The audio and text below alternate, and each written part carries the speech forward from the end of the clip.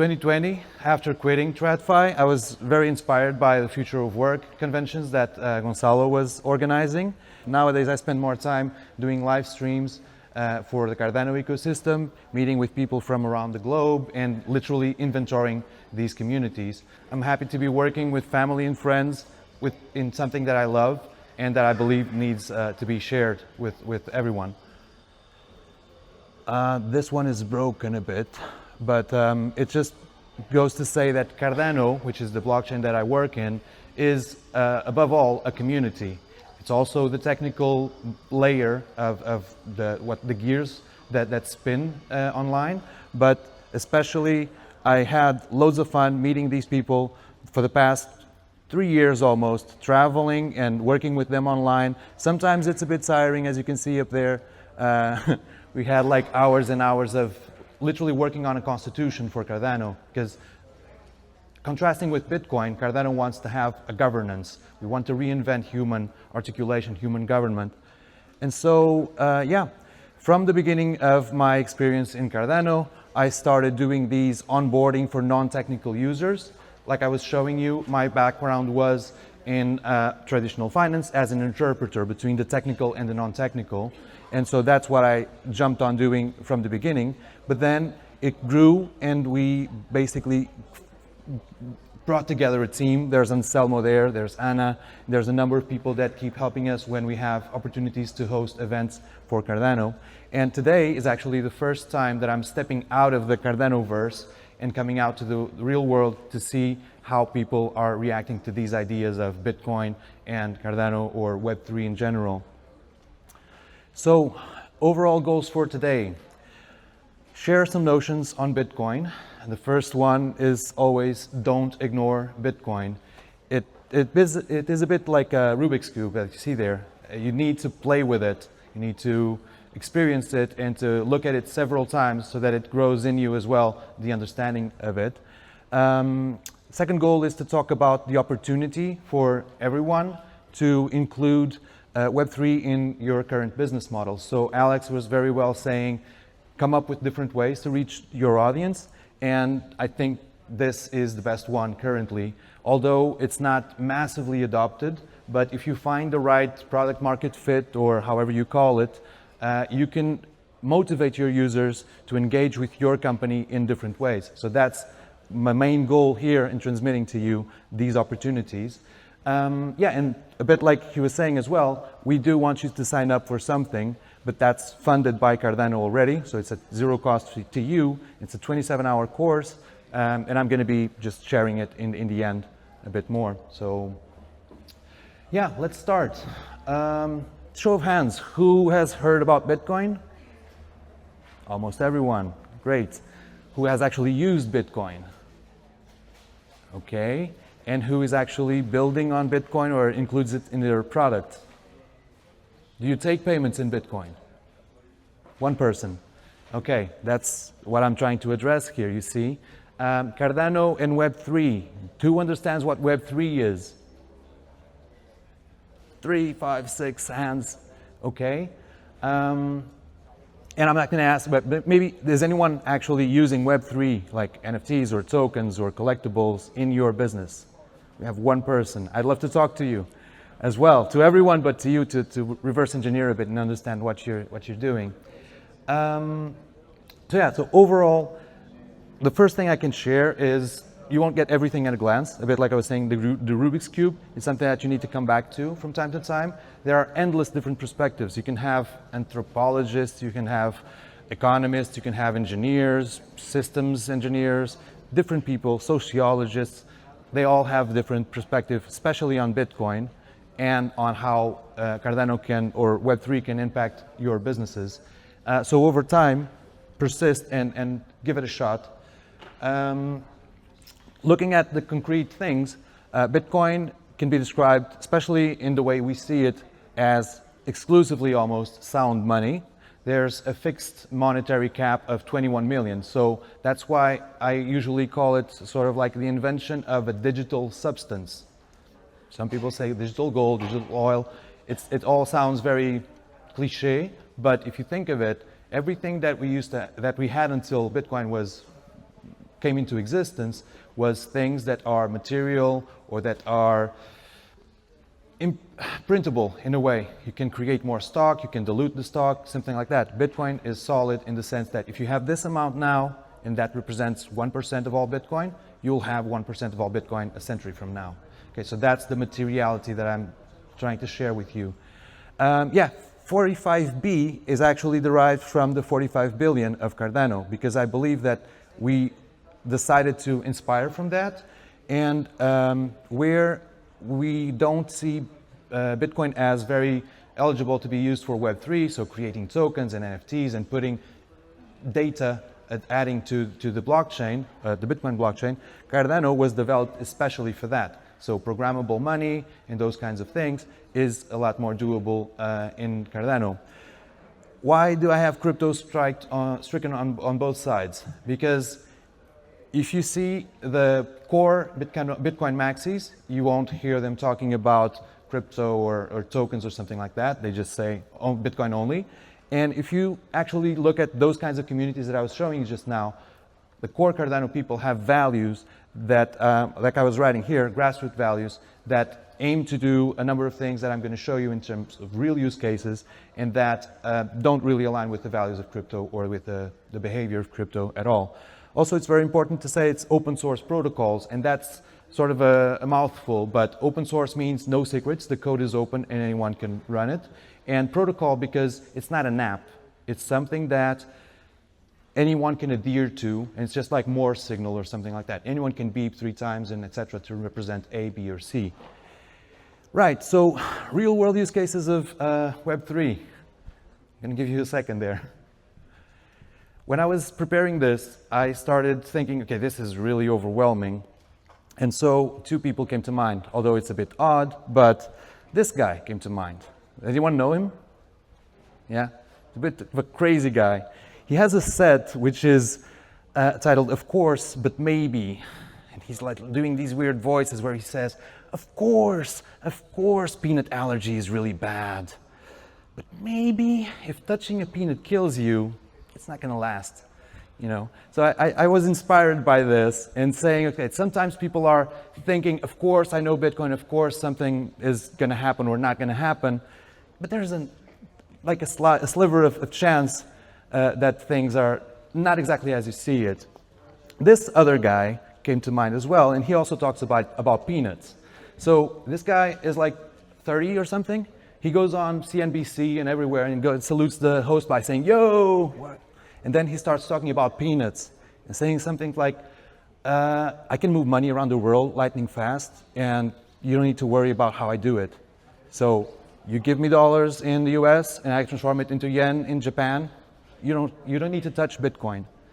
And the most interesting thing he says about this is that he's not going to have a monopoly on it. Actually, he is fostering adoption of Bitcoin-based solutions and saying that in the end, it's going to be the best user experience wins. So if you're already owning a company, you know customer support, sales, user experience, all that thing, that's what's going to make you thrive competing with Jack here. You see, that's what a protocol means. So I'm not going to go into it much. I don't know how I'm in time, so I'm just going to go over the use cases. So, of course, no one cares when you buy a digital book from Amazon. It's just something that you can access. It's an app. It works. So who cares if it's on a blockchain or not? But maybe when you start seeing your friends lending their books to others on another account that would be in Amazon, or reselling their used books, or even lending them out for money, maybe you're going to want one of those books, right? So we have this, book.io. It's just one of the projects on Cardano. It's live. You can buy a book today. It's a bearer asset. Same way Bitcoin is digital matter, this is a digital book, but you have it in your possession. You're self-sovereign about where it is, who you send it to. No one has anything to do with it. You may want to pay royalties when you sell it, or you may not do that if you use one or other platform.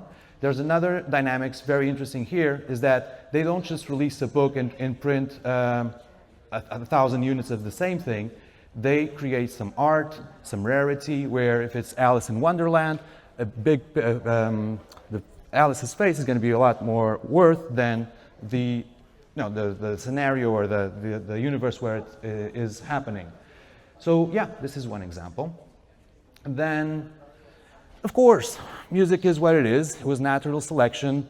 You need to watch ads on Spotify. You need to endure it on YouTube. And yeah, the musicians and authors just need to take what they can get.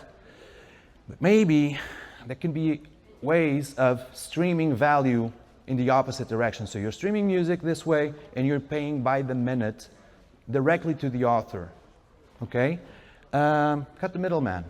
And this project on Cardano is very simply doing that. I was hanging out with this guy in Argentina, like you saw the pictures, with one of the guys in the team, and he was explaining it's not just Spotify alternative, it's your label. You, as a musician, sign up with them. They send your music to Spotify and everywhere, but they also tokenize the copyrights of your music, and then everyone gets a value stream from it.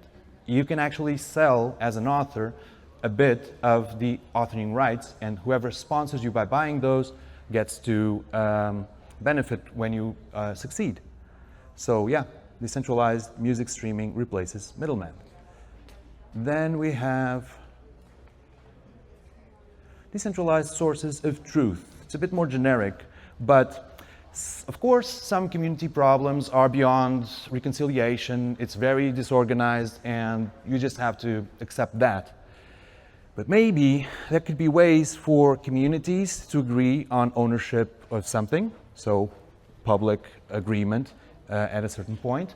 Those facts, that agreement can be persisted on a blockchain, and something can be minted that the person can hold and that will defend those rights. So on Cardano, we have Landano.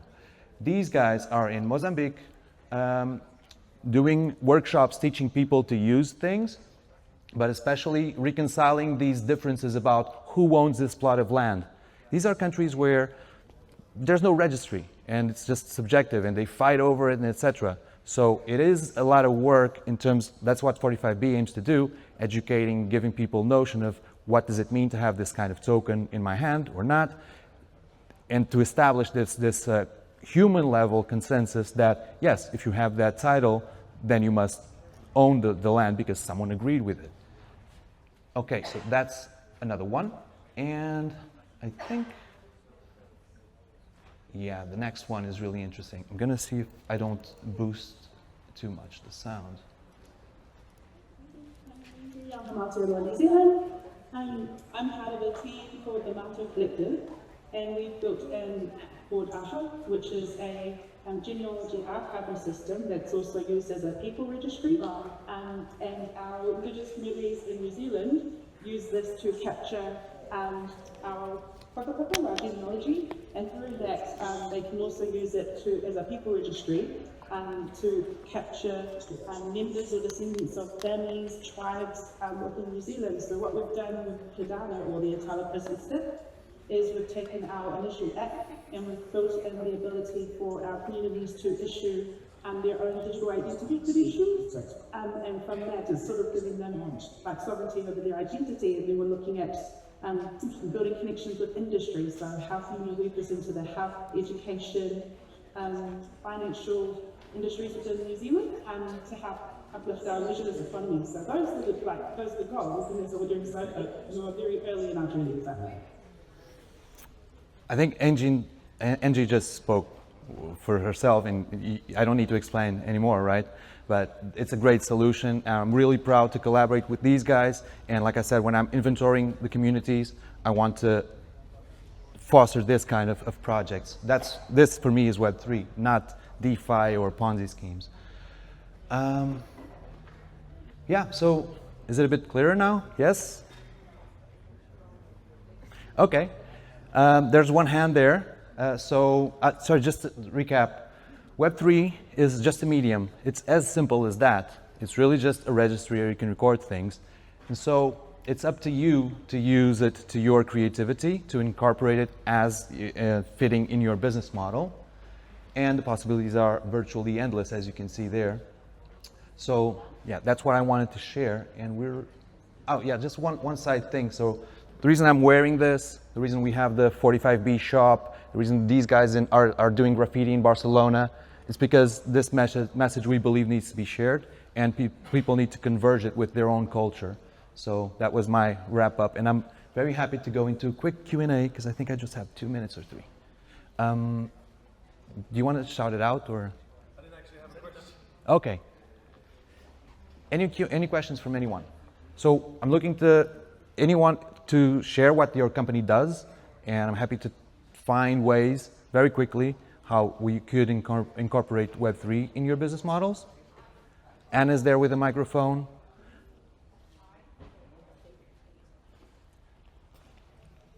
Okay. Alex? You run a co-work. Okay, so the first thing that comes to mind is how many people can you serve or something like that in your space? So you have some physical space, there's a limit there. You could issue these kinds of membership cards that are bearer assets, and either person has it or not, and if not, they can pass it forward. Eventually, there is this dynamics of rarity or abundance of them. But that's one way, or even if you don't do it as an access gating to the space, you could issue like testimonials or feedback or some kind of badge to the members of your community. I can't really think of much more, but it's a matter of depending, for example, if you produce any kind of content or integrating with the rest of your media or interactions with with the members of your community. That would be one. Also, just to close, this Friday we have a hands-on workshop. So I didn't want to put links throughout the presentation that have wallets to install or something like that, but it's literally something you can install in minutes. And I'm happy to send you a few Satoshis of Bitcoin, a few ADA to play with, even a book that you can install and read. And while you're reading it, I cannot have access to it because it's a bearer thing. And yeah, that's what I wanted to share. Thank you. Thank you.